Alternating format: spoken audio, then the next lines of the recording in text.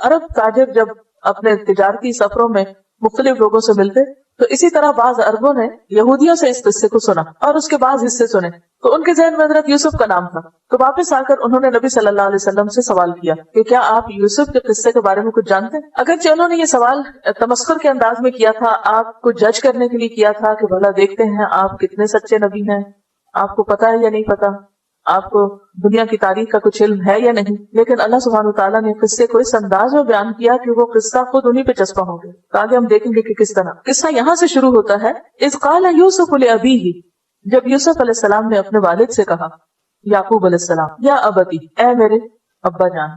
ابتی پیار سے کہنے کا لفظ، یا ابتی. ویسے تو ہوتا ہے نا یا ابی، تو یا کی بجائے تا اضافت کے لیے یا کو ہٹا دیا گیا، لاڈ سے کہہ رہے ہیں. انی رأیت 11 کوكبا، بے شک میں نے 11 ستارے دیکھے. احد 1 10 10 کوكب ستارے، میں نے 11 ستارے دیکھے. والشمس اور سورج، والقمر اور چاند. رأیتهم، میں نے دیکھا ہے ان کو، لی ساجدین، کہ وہ میرے لیے سجدہ کر رہے ہیں، میرے آگے جھکے ہوئے ہیں. تو یوسف علیہ السلام حضرت یعقوب کے بیٹے تھے. ان کا زمانہ 19ویں صدی قبل مسیح کا ہے، یعنی عیسیٰ علیہ السلام سے تقریباً 1800 سال پہلے آئے. آپ اور آپ کے والدین جب یہ قصہ شروع ہوا اس وقت فلسطین میں رہتے، موجودہ فلسطین میں، کنعان کے علاقے میں. ان کے ایک اور بھائی تھے بنیامین، یہ دونوں بھائی ایک ماں سے تھے، جبکہ باقی بھائی دوسری ماں سے تھے. کل 12 بھائی تھے، یوسف، بنیامین اور باقی 10. تو اس قال یوسف لأبیہ، جب یوسف نے اپنے باپ سے کہا، یا ابتی، اے ابا جان، انی رأیت 11 کوكبا، کہ میں نے 11 ستارے دیکھے ہیں.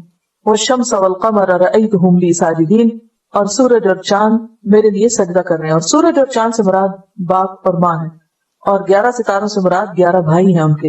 اور وہ خواب کیا دیکھتے ہیں کہ وہ میرے آگے بہت احترام سے جھکے ہوئے ہیں. خواب 3 طرح کے ہوتے ہیں. نمبر 1 دل کی بات، یعنی جو باتیں آپ کے دل میں ہوتی ہیں وہی آپ کو خواب میں نظر آ جاتی ہیں. نمبر 2 شیطان کا ڈراوا، شیطان جیسے جاگتے ہوئے ہمارے ذہن میں وسوسے ڈالتا رہتا ہے، اسی طرح سوتے ہوئے بھی وہ ہمیں ڈراتا ہے. اور نمبر 3 اللہ تعالیٰ کی طرف سے بشارت، خوشخبری. عام لوگوں کو تینوں طرح کے خواب آتے ہیں، لیکن پیغمبر کا خواب تیسری قسم کا ہوتا ہے. بس کون سا؟ اللہ کی طرف سے بشارت. اور یہ جو اللہ کی طرف سے بشارت ہے، اس کے بارے میں حدیث میں آتا ہے، نبی صلی اللہ علیہ وسلم نے فرمایا، الرؤیا الصالحۃ جزء من 46 جزءا من النبوۃ. بخاری اور مسلم کی روایت ہے کہ سچا خواب نبوت کا 46واں حصہ ہے. تو ابھی چونکہ آپ نبی تو نہیں بنے تھے، لیکن آپ کو بشارت ہو گئی خواب کے ذریعے کہ آپ پر ایک وقت ایسا آئے گا کہ جب آپ کے والدین اور آپ کے بھائی آپ کے سامنے جھک جائیں گے، یعنی اللہ تعالیٰ آپ کو عزت عطا کرے گا. اور یہ تعبیر 40 سال بعد رونما ہوئی، بعض کہتے ہیں 80 سال بعد. بہرحال حقیقت میں تو علم اللہ ہی کے پاس ہے، مگر یہ کہ ایک لمبے عرصے کے بعد یہ خواب حقیقی شکل میں آپ کے سامنے آیا، جب انہوں نے اپنے والدین کو اپنے ساتھ تخت پر بٹھا لیا تھا، اور اس وقت ان کے بھائی ان کے سامنے جھکے ہوئے تھے، جس کا ذکر اسی سورت کی آیت نمبر 100 میں آتا ہے، 100. وَخَرُّوا لَهُ سُجَّدًا، وہ اس کے آگے سجدہ کرتے ہوئے جھک گئے، گر پڑے. وقال، اور یوسف بولے، یا ابت ھذا تأویل رؤیایا، اے ابا جان یہ ہے تعویل، یہ تعبیر میرے خواب کی، من قبل جو اس سے پہلے میں نے دیکھی تھی، قد جعلها ربی حقا، میرے رب نے اس کو سچ کر دکھایا. تو اس سے یہ بھی پتہ چلتا ہے کہ جو سچے خواب ہوتے ہیں ان کی کوئی نہ کوئی تعبیر ہوتی ہے، اور وہ تعبیر سامنے بھی آ جاتی ہے. اس سلسلے میں ہمیں کیا رہنمائی دی گئی ہے؟ نبی صلی اللہ علیہ وسلم نے فرمایا، بخاری کی روایت ہے، جب تم میں سے کوئی پسندیدہ خواب دیکھے تو اسے بیان کر دے، یعنی کسی سے ذکر کر لے، لیکن کس کے سامنے ذکر کرے؟ جو خیر خواہ ہو، جو حاسد نہ ہو. اور اگر ناپسندیدہ خواب دیکھے تو کروٹ بدل لے، یعنی جس پہلو پہ آپ سوئے ہوئے اسے تبدیل کرنے، اسی پر نہ سوئے رہیں. اور اس خواب کے شر سے اللہ تعالیٰ کی پناہ مانگے، اور کسی کے سامنے اس خواب کو بیان نہ کرے، منہ سے نہ نکالے، ذکر نہ کرے، تو اس خواب سے اسے کوئی نقصان نہ ہوگا. یہ بھی بخاری کی روایت ہے. کیا حکم ملتا ہے جب اچھا خواب آپ دیکھیں؟ سب سے پہلے تو یہ جاننا ضروری ہے کہ خواب کی 3 قسمیں، اور یہ چونکہ خواب ہر کوئی دیکھتا ہے کسی نہ کسی شکل میں، اس لیے ہر وقت آپ کسی سے نہیں پوچھ سکتے اور کسی سے ڈسکس نہیں کر سکتے. خود پتہ ہونا چاہیے ہم میں سے ہر ایک کو کہ خواب کی قسمیں کتنی، اور پھر خود انالائز کرنا چاہیے کہ میری خواب کس درجے میں ہے. پہلی تو یہ حدیث نفس، دل کی بات ہے. اگر آپ کو ایسی چیز دیکھ رہے ہیں کہ جس کے بارے میں آپ دن بھر سوچتے رہیں، یا اگلے دن کو وہی معاملہ پیش آنے والا ہے، مثلاً یہ کہ آپ کو کسی امتحان میں بیٹھنا ہے، یا کہیں کوئی ٹیسٹ دینا ہے، یا انٹرویو دینا ہے، یا کوئی اور اسی طرح کا معاملہ ہے، تو وہ کیا ہوگا؟ آپ کو خواب میں نظر آنے لگے گا، اور آپ خواب میں وہ آپ کے اپنے اندر کی پریشانی خواب میں ظاہر ہو جاتی. دوسری قسم کا خواب کون سا ہوتا ہے؟ شیطان کا ڈراؤ. اس میں بھی عموماً جو ڈراؤنے خواب ہوتے ہیں وہ شیطان کی طرف سے ہوتے ہیں، جو انسان کا دشمن ہے اور انسان کو پریشان کرنا چاہتا ہے. لیکن تیسری طرح کے خواب جو ہیں، جو عموماً اٹھنے پر یاد بھی رہتے ہیں، جو شیطان کا ڈراوا ہوتا ہے، ڈراؤنے خواب، ان کا کوئی منہ سر نہیں ہوتا، کہاں سے شروع ہوئے کہاں ختم ہوئے، کوئی ایک بیچ کا حصہ تھوڑا بہت پریشان کو یاد رہے گا اور باقی کچھ نہیں. تو اس لیے جو تیسری قسم کا خواب ہے صرف اس پہ توجہ دینی چاہیے. اور تیسری قسم کا خواب وہ ہوتا ہے کہ جو آپ نے نہ تو سوچا ہوتا ہے کبھی اس کے بارے میں، اور پھر یہ کہ بالکل روز روشن کی طرح آپ کے سامنے ہوتا ہے، گویا آپ وہاں پر موجود تھے، اور پھر یہ کہ اس کا کوئی نہ کوئی مطلب بھی بنتا ہے. اب اگر اس کو دیکھ کر آپ کی فیلنگ اچھی ہو تو آپ کسی کو سنا سکتے ہیں اپنا خواب، جیسے کہ نبی صلی اللہ علیہ وسلم کا طریقہ تھا کہ فجر کی نماز کے بعد آپ بیٹھتے اور صحابہ کرام سے خود پوچھتے کہ اگر کسی نے کوئی خواب دیکھا تو بتائیں، اور پھر خود بھی تعبیر کرتے اور صحابہ کو بھی کہتے کہ اگر کوئی تعبیر کرنا چاہے تو کرے. یہ بھی سکھانے کا ایک طریقہ ہے، یعنی یہ بھی تعلیم کا ایک طریقہ ہے. ایک تعلیم تو وہ ہے جو کتابوں میں جو باتیں لکھی ہیں ان کو سکھا دیا جائے، اور ایک تعلیم کیا ہے کہ انسانوں کے اوپر جو کیفیات گزرتی ہیں ان کو انالائز کرنا سکھایا جائے. تو یہ وقت وہ وقت ہوتا تھا جس میں آپ صحابہ کرام کی دل کی باتیں سنا کرتے تھے اور اس وقت ان کو رہنمائی دیا کرتے تھے. اب اس صورت میں اگر خواب اچھا ہے اور جس کو آپ سنا رہے ہیں وہ آپ کا خیر خواہ ہے تو کوئی حرج نہیں، لیکن اگر آپ سمجھتے ہیں کہ کوئی شخص ایسا ہے جو آپ کا رائول ہے مثلا کسی بھی اعتبار سے، بعض اوقات ہسبینڈ وائف بھی رائول ہو سکتے ہیں، بعض اوقات بہن بھائیوں میں، جیسے اس قصے میں آپ دیکھیں گے تو بہن بھائیوں میں محبت بھی ہوتی ہے اور بہن بھائیوں میں حسد بھی بہت ہوتا ہے، خون کے رشتے. تو ایسی صورت میں خواب نہ سنائے جائے. اسی لیے آپ دیکھتے ہیں کہ یعقوب علیہ السلام اپنے بیٹے کو کہتے ہیں کہ خواب مت سنانا بھائیوں کو، ورنہ ایسا نہ ہو کہ تجھے نقصان پہنچائے.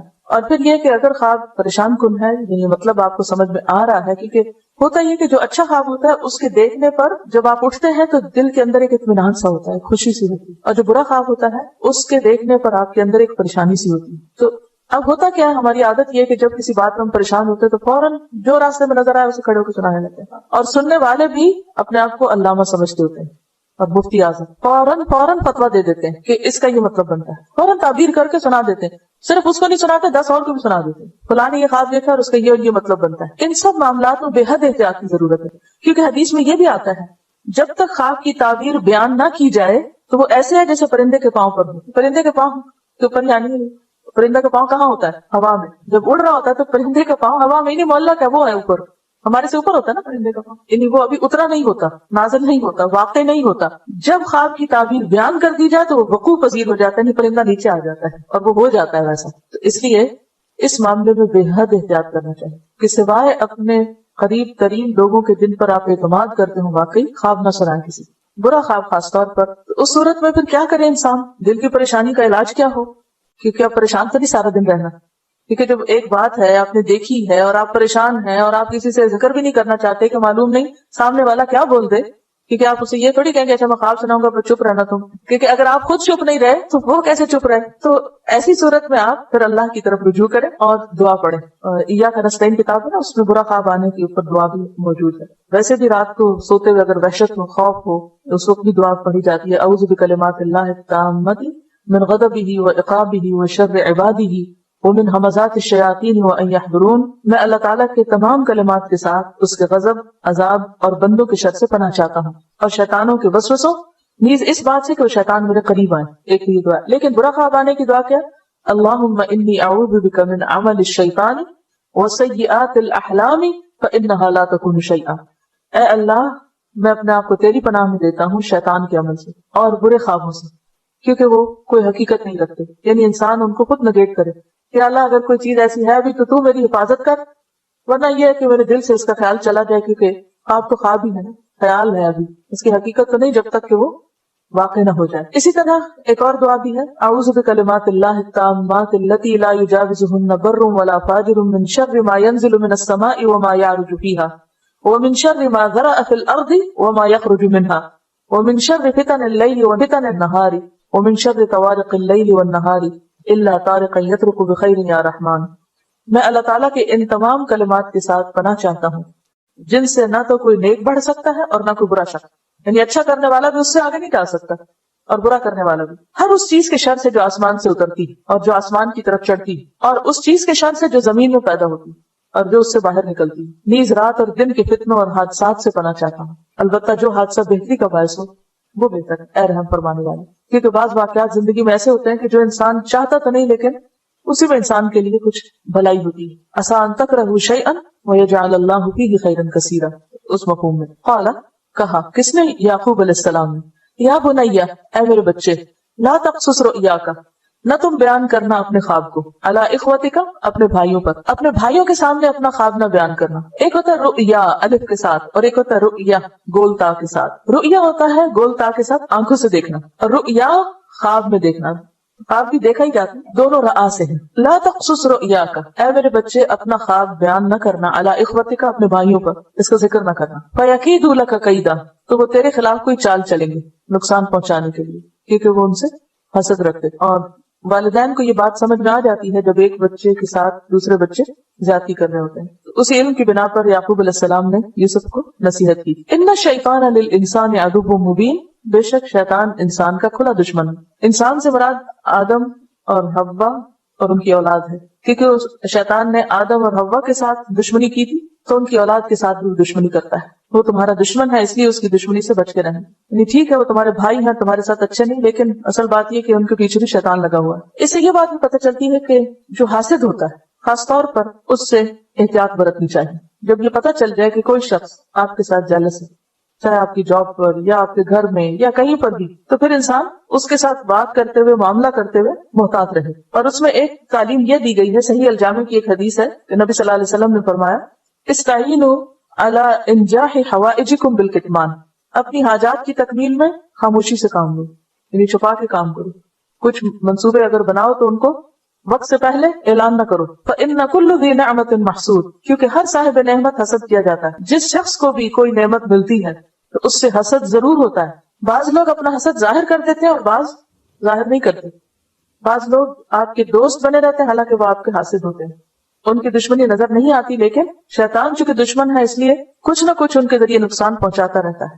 اور خصوصاً تعلقات کے بگاڑ میں، ہاں وہ تعلق شوہر اور بیوی کا ہو تو شیطان کا کام کیا ہوتا ہے کہ ان کے درمیان پھوٹ ڈلوائے رکھے، کوئی نہ کوئی ایسی بات روز چھیڑ دے کہ جس کی وجہ سے دونوں کے تعلقات خراب رہیں. اسی طرح جو بھی پیار کے رشتے ہوتے ہیں، ہاں وہ بہن بھائیوں کے ہوں یا دوستوں کے ہوں، ان سب رشتوں میں وہ دشمن جدائی ڈالنا چاہتا ہے. کیونکہ اچھی اولاد، اچھے والدین، اچھا شوہر یا بیوی یا اچھے دوست، یہ سب کیا ہے؟ دراصل اللہ کی نعمت ہے بہت بڑی. اور جس کو بھی کوئی بڑی نعمت ملتی ہے اس کا امتحان اتنا ہی سخت ہوتا ہے. بعض اوقات انسان اس کی ناقدری کرواتا ہے، ناشکری کرواتا ہے، اور بعض اوقات کوئی نہ کوئی ایسا فتنہ ڈالے رکھتا ہے کہ جس کی وجہ سے ان رشتوں کی باہمی محبت ختم ہو جاتی یا کم ہو جاتی. اور یہ سب دراصل شیطان کا شر ہے. یہ وجہ ہے کہ اگر آپ غور و فکر کریں جتنے بھی آپ کے آس پاس کے تعلقات ہیں، ان سب تعلقات کی خرابی کے پیچھے شیطان کا شر ہوتا ہے اور لوگوں کا حسد ہوتا ہے. قال یا بنی لا تقصص رؤیاک علی اخوتک فیکیدوا لک کیدا ان الشیطان للانسان عدو مبین. پھر وہ خود اس کی تعبیر کرتے ہیں. یوسف علیہ السلام کے خواب کی تعبیر کون کرتے ہیں؟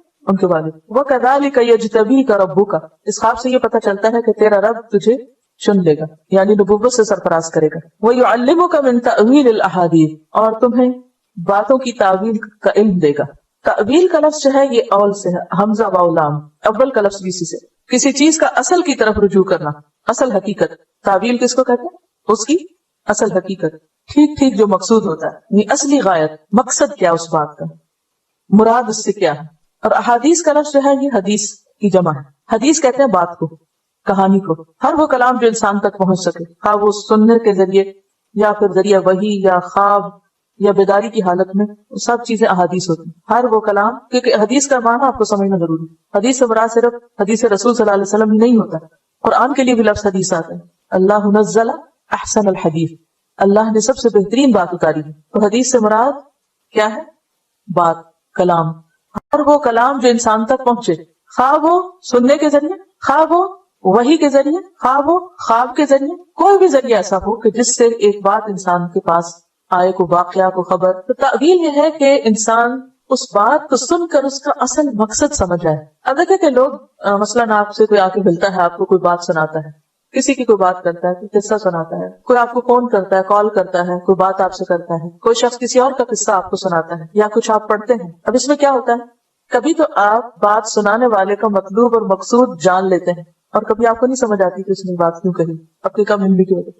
لیکن کچھ لوگ دوسروں کے مقابلے میں اس میں بہت اچھے ہوتے ہیں. مثلاً ایک مجلس کے اندر ایک بات کہی جاتی ہے لیکن ہر شخص اس کو کس طرح لیتا ہے؟ اپنی عقل سمجھ کے مطابق. کچھ لوگوں کی عقل گہری ہوتی ہے، سمجھ یعنی کھارو ہوتے ہیں، وہ بات کی تہ تک پہنچ جاتے ہیں کہ کہنے والے نے بات کہی کیوں ہے، کس مقصد سے کہی، اور یہاں اس بات کے کہنے کا کیا مطلب، اور اس وقت اس کو کہنے سے کیا مراد اور مطلوب ہے، اور اس انداز میں کیوں کہا گیا. کیونکہ دوسروں کو کچھ سمجھ نہیں آتی کہ وہ سمجھتے بس چند الفاظ سے جو دہرائے گئے اور بات ختم. اور اس میں صحابہ کرام کے بیچ بہت سارے واقعات ہیں. مثلاً مختلف خوابوں یا آیات کے نزول کی وجہ سے حضرت ابوبکر کو پتہ چل گیا کہ آپ صلی اللہ علیہ وسلم کا آپ کی وفات قریب ہے، لیکن دوسرے صحابہ کو नहीं समझ आई। जब ये सूरत नाज़िल हुई थी, इज़ा जाअ नस्रुल्लाहि वल फत्ह, हज़रत अबू बकर रोने लगे, हालांकि उसमें क्या था, पता की खुशखबरी, वरअयत अन्नास यदखुलून फी दीनिल्लाहि अफ़वाजा, वाह इतनी बड़ी कामयाबी, सब लोग मुसलमान हो गए। लेकिन हज़रत अबू बकर रोने लगे कि मिशन मुकम्मल हो गया, जुदाई का वक्त आ गया। तो ये क्या है, तावीलुल अहादीस, ये खास अल्लाह ही समझ देता है, ये हिकमत की बातें होती हैं। युतिल हिकमत मन यशा, हिकमत अता करता है जिसको चाहता है। वमन युतिल हिकमत फक़द ऊतिय खैरन कसीरा, और जिसको हिकमत और दानाई मिल जाए उसको बहुत बड़ी खैर मिल जाती है। और बाज़ औक़ात आपने देखा होगा कि जिन लोगों को ऐसी समझ मिली होती है, अगर उसको डायरेक्शन न मिले तो उनकी जिंदगी मिजरेबल भी हो जाती है, क्योंकि वो ऊपर की सतह से नीचे चीजों को देख रहे होते हैं, जाहिर से बातिन की तरफ जा रहे, तो गैब का इल्म नहीं होता, उसे मिक्स न कीजिए। मसलन हजरत अबू हुरैरा रज़ियल्लाहु ताला अन्हु एक दफा बहुत शदीद उनको भूख लगी, तो वो खड़े हो गए कहीं और उन्होंने हजरत अबू बकर से कुछ पूछा, हजरत उमर से कुछ पूछा, लेकिन किसी ने उनकी बात न समझी। तो इतने में हुजूर सल्लल्लाहु अलैहि वसल्लम गुजरे, उनसे भी उन्होंने वही बात पूछी, वो कोई मसला पूछ रहे थे, तो उनको फौरन समझ आ गई। तो उनका कि तुम्हें भूख लगी, आओ मेरे साथ। अब ये दूसरों को क्यों नहीं समझ आती, जो कुछ लोगों को समझ आ जाती है कि दूसरा क्या चाह रहा है। इंटरेस्ट की बात भी होती है, कुछ लोगों में इंटरेस्ट ज्यादा होता है, कुछ को नहीं होता। कुछ लोग इंसानों के ज्यादा खैर खा होते हैं, तो उनकी उस खूबी की वजह से उनको और ज्यादा हिकमत अता कर देगा। तो जिसके अंदर इखलास होता है, सिंसियरिटी होती है, तड़प होती है लोगों के लिए, कुछ करने का जज्बा होता है, अल्लाह ताला उनको ये दौलत अता कर देता है। इनके 11 भाइयों के पास वो नहीं था जो यूसुफ अलैहिस्सलाम के अंदर था, हालांकि एक बाप की औलाद थे वो सब। तो ये अल्लाह की देन है, जिसे चाहे दे। यहाँ पर यही कहा गया है, वयुअल्लिमुका मिन तावीलिल अहादीस, ये सिर्फ ख्वाबों की ताबीर का इल्म नहीं है।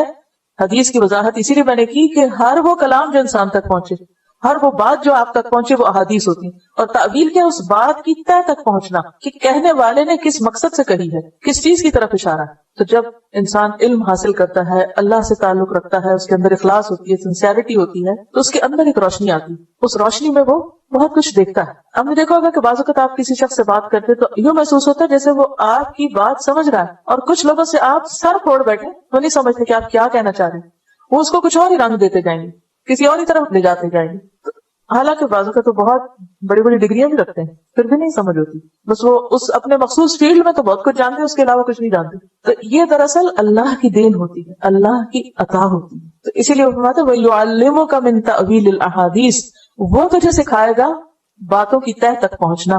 वयुतिम्मु निअमतहु, और वो तमाम करेगा अपनी नेमत को, और नेमत से मुराद यहाँ नबुव्वत है, अलैका तुझ पर, व अला आली याकूब, और आले याकूब पर, याकूब अलैहिस्सलाम की औलाद पर भी, कमा अतम्महा, जैसे उसने तमाम किया, अला अबवैका, तेरे वालिदैन पर, मिन क़ब्ल, इससे पहले, इब्राहिम व इसहाक, इब्राहिम और इसहाक पर। यानी जिस तरह अल्लाह ने इब्राहिम और इसहाक अलैहिस्सलाम को इस नेमत से नवाजा था, इसी तरह अल्लाह तुझे भी इस नेमत से नवाजेगा। यानी कौन सी नेमत?